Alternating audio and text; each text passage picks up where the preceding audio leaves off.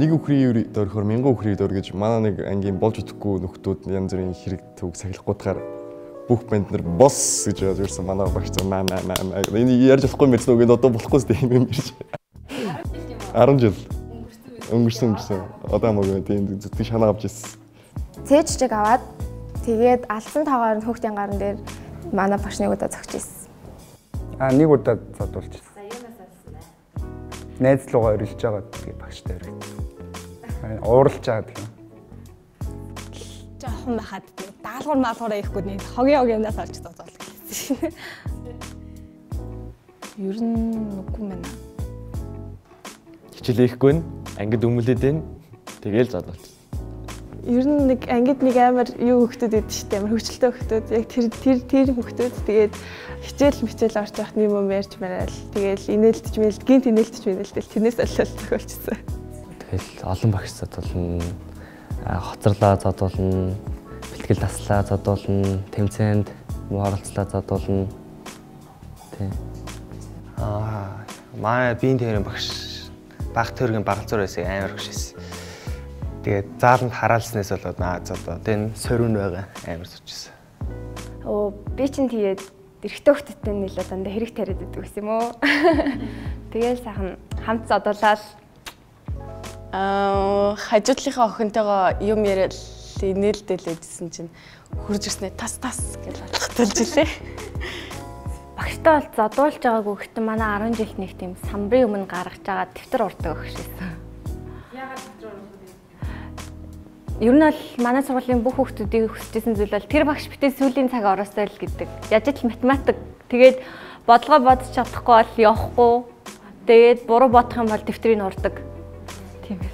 Тэгээд дээд ангийнхаа ихч юм шиг өгтөтэй мó тунгуудаа юун дээр үстэд алгадуулаад багштай коридор задуулчихсан.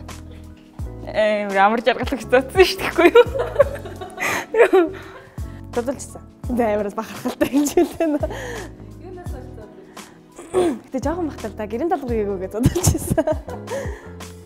Дэвтрээ гэртээ орхицсан гээд амар укаскт болчихсон. Задуулчихсан амар задуулт. Манай багш яж хат амар зоддог байсан. Бид хэд нөгөө нэг урлагийн үслэг бэлдээд амар оройтжсэн байхгүй. Тэгэхэд яг нөгөө нэг эцэг эхчүүд залгасан юм шиг хайч юу яач юу ч гээд тэгсэн чинь маргааш нь багш хурж ирснээр бид нарыг та нар урлагийн үслэгээ бэлдэж байгаа ч гэсэн одоо гэртээр тарих хэрэгтэй гэж бүгдийг самбарын өмнө гаргаж зогсоож агаад ингээд самбарлуу ингээд мөргүүлчихсэн. Манай математикийн багш юм нөө суран ташуураар зоддог юм байсан. Тэгэл им иргүй ер нь л зоддог. Тэг ингээд суран ташуураар цохиулаад тэг ингээд нуруунд дэр юм хоёр гүвдрүү гарцсан. Тэг өө нээж аваажиг өмөрөх болоо гэж бодоод очиад хэлсэн чи өмөрөөгөө. Үгүй ээ, зодолж байгаагүй. Загнуулж ирсэн юм бол байгаа зөндөө. Үгүй ээ, хацарнаасаа чимүүлсэн. Юунаас нэг бодлого байсан юм аа. Гэтэ бүр 7-8 гар ангитай хаа. Тэгээд бодлоо л буруу утснаас болоод зөндөө зааж исэн мэдтэй хэлж чимүүлсэн. Нөө сургууль дээр зодоо гэдэг. Ер нь юу ихгүй шүү дээ. Даалгавар хийдэг байхгүй. Ер нь мат монгол хэл англи хэлээс ер нь хийдэг байсан.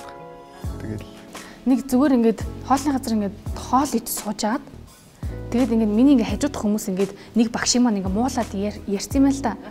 Тэгээд яг ингээд тэр хүүхдүүд ингээд босоод тэнгуут ингээд яг хажуудлан дахиад багш нар суужсан байгаа байхгүй. Тэсний тэр гарч явангуудаа ингээд танаа ингээд амгалан чинь ингээд багш нарыг амар хооронд нь муулаад амар ялгарлтын байна мэн гэдээ хэлсэн байхгүй.